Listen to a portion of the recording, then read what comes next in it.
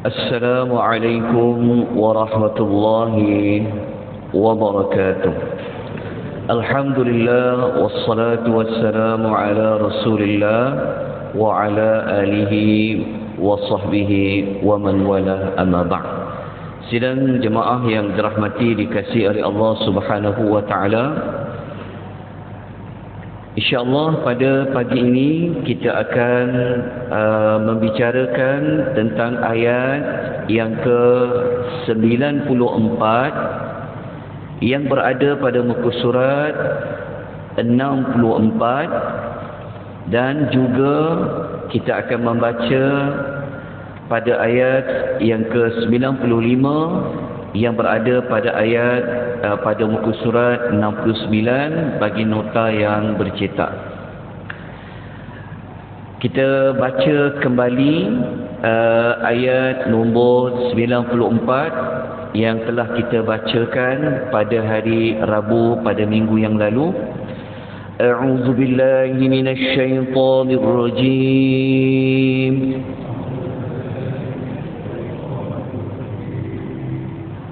قالوا يا ذا القرنين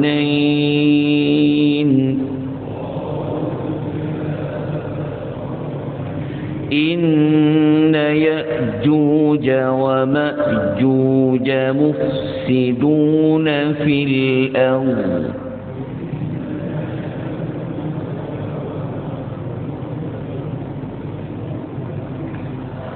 فهل نجعل لك خرجا على أن تجعل بيننا وبينهم سدا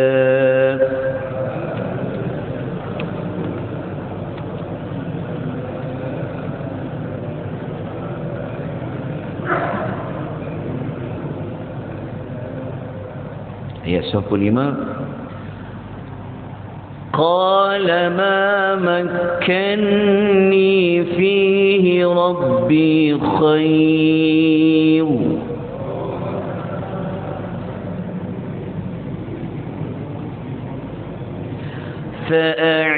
فأعينوني بقوة أجعل بينكم وبينهم ردما.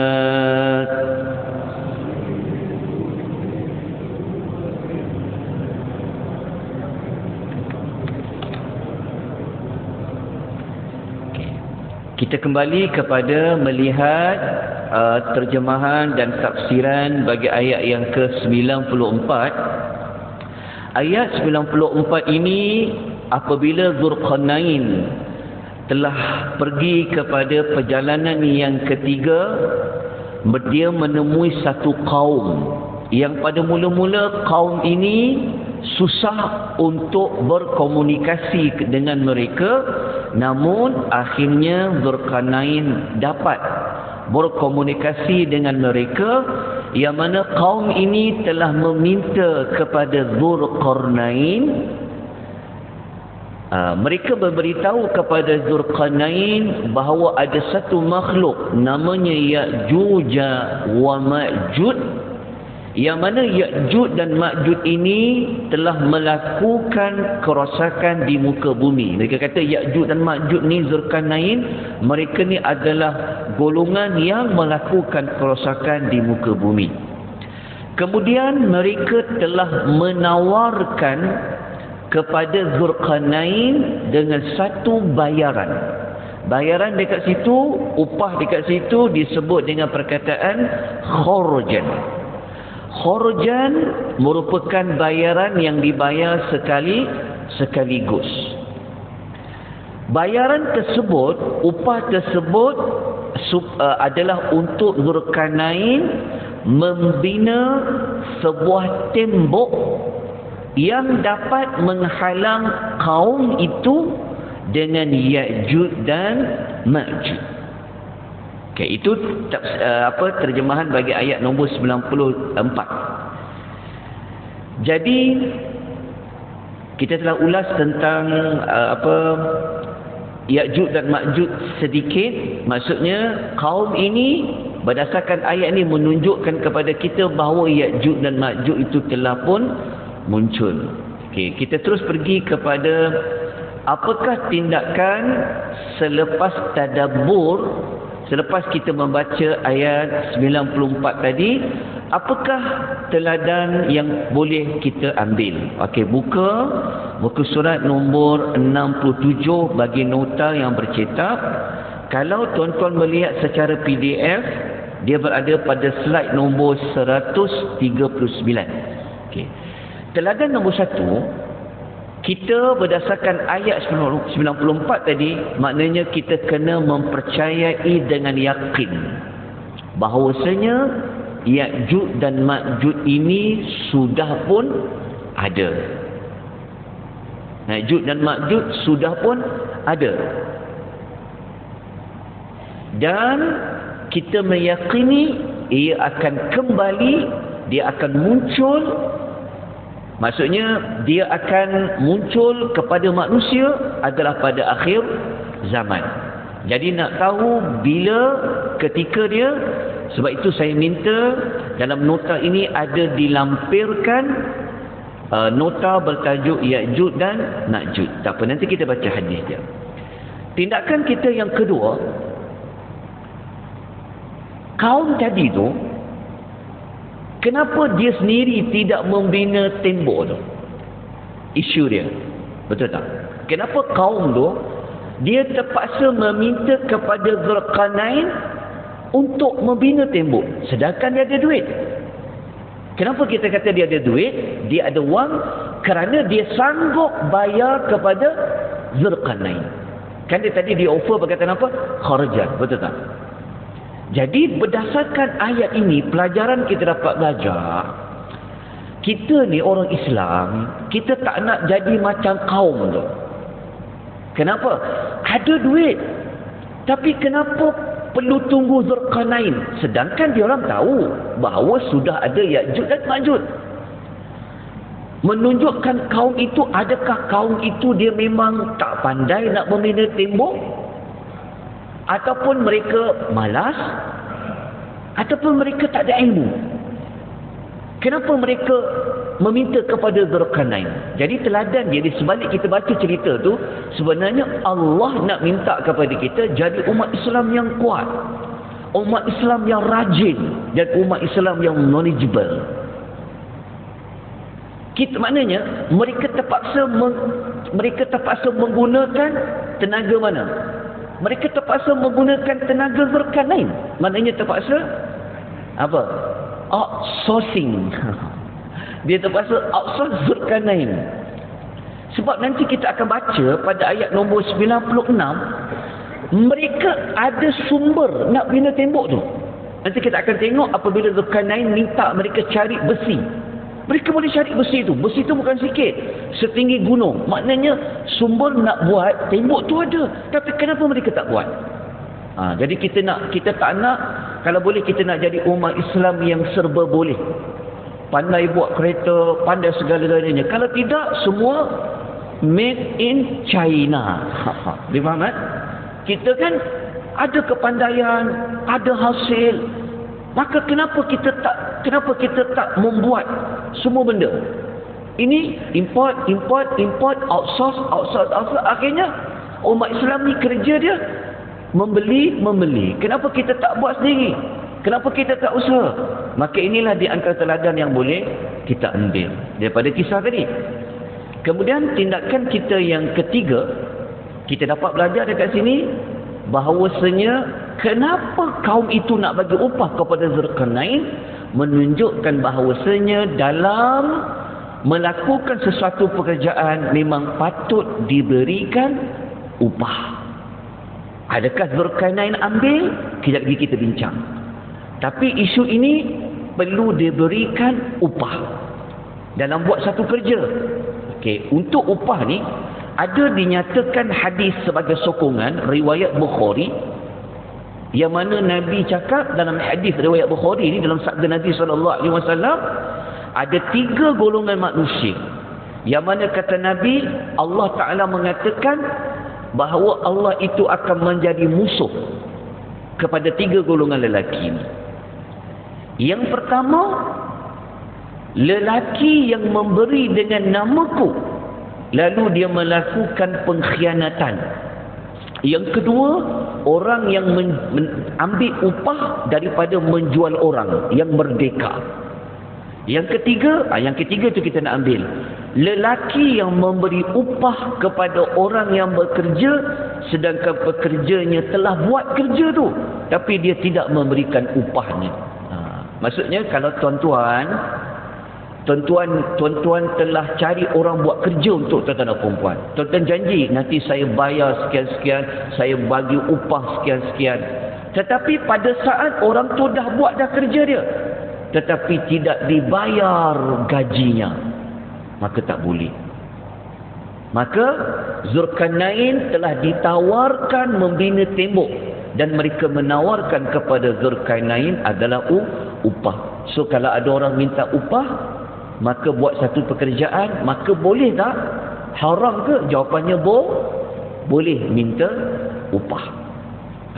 Kemudian teladan yang keempat, daripada ayat ni ada para ulama tafsir mengatakan Zulkarnain ni dia raja, dia ada kekuasaan, dia ada segala-galanya. Kenapa kaum itu menawarkan upah? Menunjukkan bahawasanya para ulama memberikan satu panduan dalam keadaan yang terdesak, maka pemerintah boleh mengambil wang rakyat jika ada keperluan.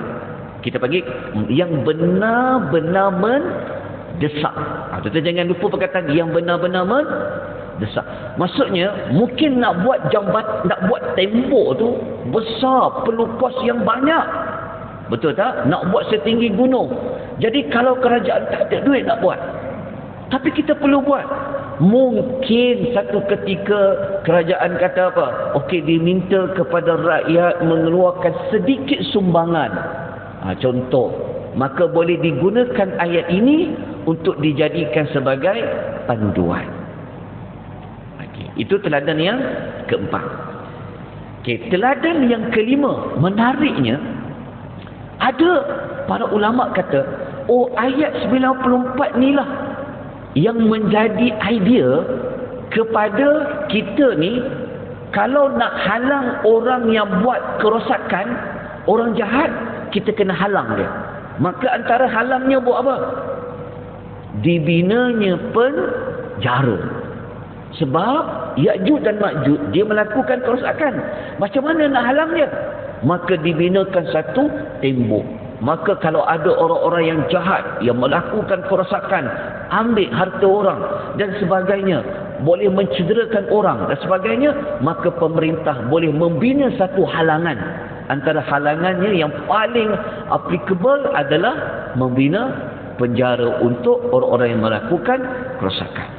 Habis ayat nombor 94. Ini saya bagi 5 contoh saja teladan dia. Kita masuk ayat 95.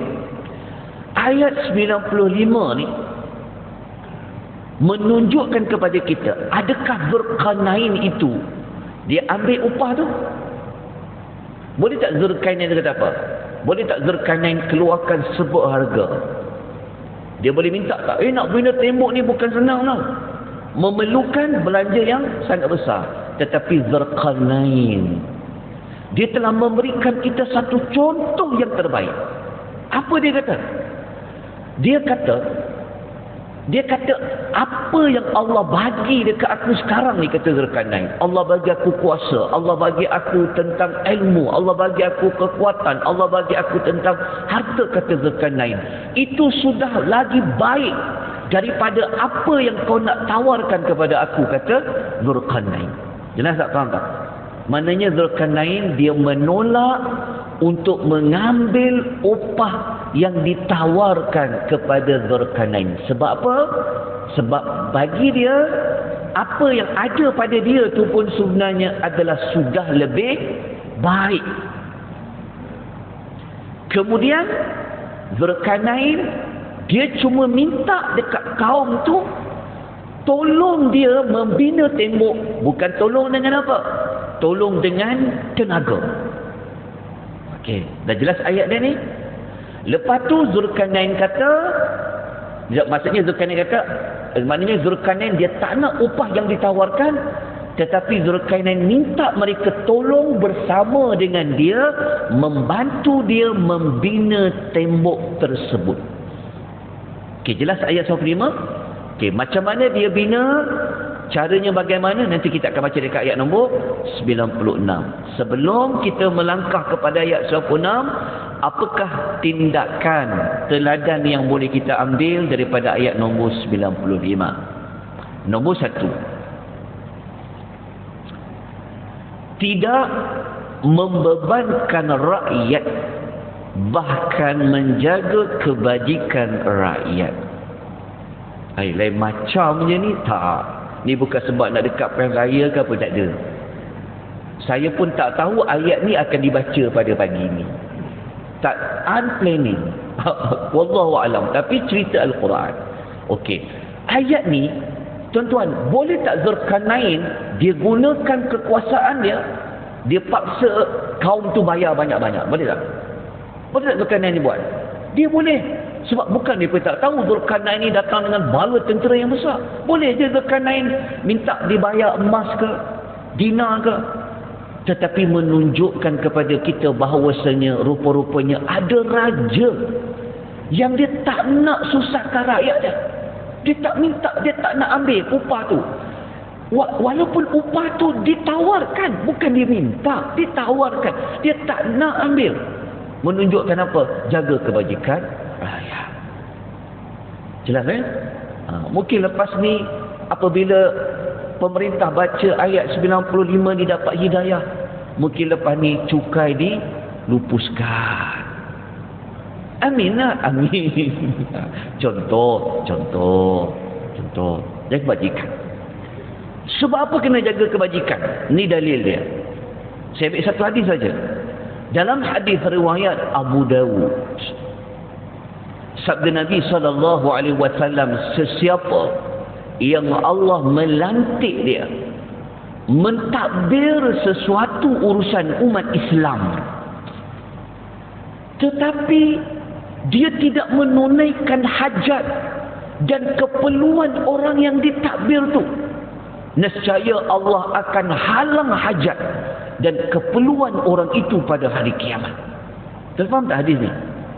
Nabi kata siapa-siapa yang Allah bagi dia kuasa, dia mentadbir urusan orang Islam, tetapi orang Islam yang di bawah dia tu banyak hajat dia terhalang, tak dapat, susah, maka nanti Allah akan susahkan dia nanti di hari akhirat. Nauzubillah. Okay, hati-hati tuan-tuan tentang kuasa ni. Okey, kemudian teladan yang kedua yang kita dapat belajar di sini adalah Zulkarnain, kenapa dia cakap, dia kata Allah dah bagi pada aku ni, dia kata kekuasaan ni dah lebih baik dah daripada upah yang kamu nak bagi. Menunjukkan kepada kita bahawasanya kita dibolehkan memberitahu tentang nikmat Allah yang telah kita perolehi. Ini tentang menyebutkan tentang nikmat. Baik, tindakan yang ketiga, walaupun kita tidak boleh menyumbang wang ringgit, tetapi kita boleh bersedekah dengan tenaga dan juga fikiran. Zulkarnain kata apa? Zulkarnain dia tak nak duit, tapi dia nak apa? Tolong sumbangkan tenaga, kekuatan kamu untuk bantu aku siapkan tembok tu. Sebab itu tuan-tuan dan perempuan ya, jangan kecilkan makna sedekah hanya pada wang ringgit. Tetapi sedekah ini, kalau kita baca dalam hadis riwayat Bukhari, Nabi kata kullu ma'rufin sadaqatun. Setiap kebaikan itu dipanggil sedekah. Okey, maksudnya Zulkarnain dia tidak memberi wang kepada kaum itu, tetapi dia menyumbangkan tenaga. Begitu juga dengan kaum itu. Tindakan yang keempat kita dapat belajar dekat sini adalah, ini dipanggil kerja secara berjamaah. Boleh je Zulkarnain tu dia buat seorang-seorang, betul tak? Zulkarnain dia boleh buat. Tapi kenapa dia minta tu kat kaum tu? Tolong bagi sumbangan tenaga. Maknanya Zulkarnain nak didik kaum tu. Jangan jadi malas. Jangan ada wang, buat semua bagi orang, buat semua. Tak, kamu boleh bantu sama-sama. Siapkan tembok tu. Dalam masa yang sama, Zulkarnain nak kata, berilah pertolongan dalam perkara kebaikan seperti mana yang Allah sebut dalam surah Al-Maidah ayat nombor 2, wa ta'awanu 'alal birri wat taqwa. Hendaklah kamu membantu di dalam membuat kebajikan, dan juga dalam ayat surah tu At-Taubah.